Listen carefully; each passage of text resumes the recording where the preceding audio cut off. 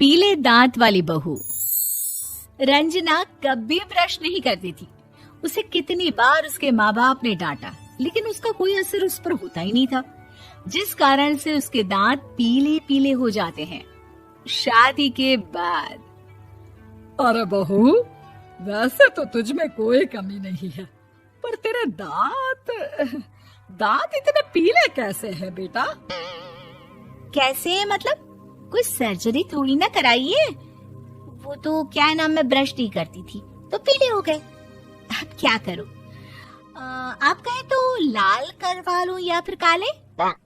यार ये क्या है, क्यों माँ से लड़ रही हो? लड़ रही हूँ? अरे मैं लड़ रही हूँ या ये बोल रही है कि दांत पीले हैं, पीले। अरे तपस्या थोड़ी ना की है इन्हें पीले करने के लिए। बकायदा ब्रश नहीं किया है 20 साल तक, तब जाकर। छी, कैसी बात कर रही हो? ये उस वक्त तो पीले नहीं थे जब हम लोग तुम्हें देखने आए थे। अरे तब साफ करवा लिया होगा डेंटिस्ट के पास जाकर। अब देखो कैसे पीले पीले लग रहे हैं। रंजना सास की तरफ गुस्से से देखती है। फिर शुरू हो गई पीले पीले पीले। अरे पीले तो तब भी थे जब मेरे हाथ का रसगुल्ला उड़ा उड़ा कर खा रही थी और बोल रही थी, लड़की नहीं गुणों का खजाना दे रहे भाई साहब आप। खैर, अब वो लोग करते भी तो क्या करते, पीले दांत वाली बहू पल्ले पड़ी थी तो झेलना तो था ही। एक दिन कीर्तन में रंजना गाना गा रही थी। अरे कमला बहन, माँ का द्वार है, यहाँ तो सब शुद्ध होकर आते हैं, फिर अपनी बहू को ब्रश भी नहीं करवाती तुम। दूर से पीले पीले दांत भक्ति में बाधा उत्पन्न कर रहे हैं। अरे कोई 2 साल के बच्चे थोड़ी ना लेकर आई हूँ मैं बहू बनाकर। अच्छी खासी लड़की है, अरे कैसे करवाऊं ब्रश? ये तो उसे खुद करना चाहिए ना। अब माँ बाप तो इसके जैसे तैसे निपटा दिए, ये नहीं सोचा कि सास कैसे संभालेगी। सास बहू को लेकर घर आ जाती है, लेकिन सोच लेती है कि अब इसे लेकर कहीं नहीं जाएगी। अगले रोज बहू कहती है, अरे क्या हो गया, मंदिर नहीं जाना क्या? कीर्तन का वक्त हो रहा है। मेरी मधुर वाणी से कान्हा जी जागते हैं और सोते हैं। आप तो जानती है ना उनकी भक्ति में कितना मन लगता है मेरा। वो क्या है ना, तबीयत ठीक नहीं लग रही है मेरी, आराम करूंगी मैं। तबीयत ठीक नहीं लग रही? अभी तो मिथुन के गाने पर नाच रही थी आप, और अब बोल रही है कि तबीयत ठीक नहीं लग रही। अरे भक्ति में मन लगा लो सासू माँ, ऊपर जाना है, क्या मुंह दिखाओगी आप? हाँ? सास को बहू की बात पर गुस्सा आ जाता है। मैं क्या मुंह दिखाऊंगी, इसकी चिंता तो ना कर, समझी? अपने मुंह की चिंता कर, जो ये पीले पीले दांत लेकर हर जगह पहुंच जाती है। पता है लोग कितना मजाक बनाते हैं। ना जी ना, मैं नहीं जाना कहीं तेरे साथ। तो ये बात है, कोई ना, मत जाओ, मैं अपने कमरे में ही बैठकर भक्ति कर लूंगी। ऊपर वाला दांत थोड़ी ना देखता है, मन देखता है, भावना देखता है। और अरे बस बस, तू सब कुछ दिखा, बस ये सफेद चमकदार दांत ना दिखाना किसी को, है? जा यहाँ से। बहू को सास की बात का कोई फर्क नहीं पड़ता, वो तो जैसी थी वैसी ही रह जाती है। सुबह नहाकर किचन में खाना बनाना, फिर खाना खाना, कीर्तन भजन करना और सो जाना। एक दिन, माँ जी मैं सहेली के घर जा रही हूँ, शाम को लेट आऊंगी। हाँ हाँ तो जाना, मैंने कौन सा तेरी आरती करनी है घर पर बैठकर।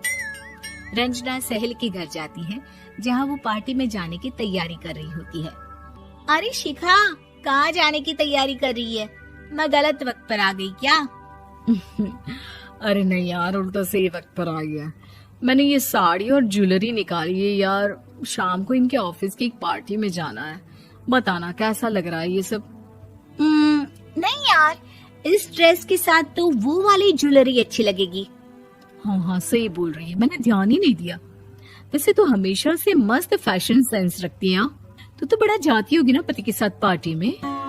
रंजना कुछ नहीं बोलती, बस सोचती है कि यार काश ये बात सही हो जाती, पर मैं क्यों नहीं जाती पार्टी में? क्या इन लोगों की कोई पार्टी होती नहीं होगी?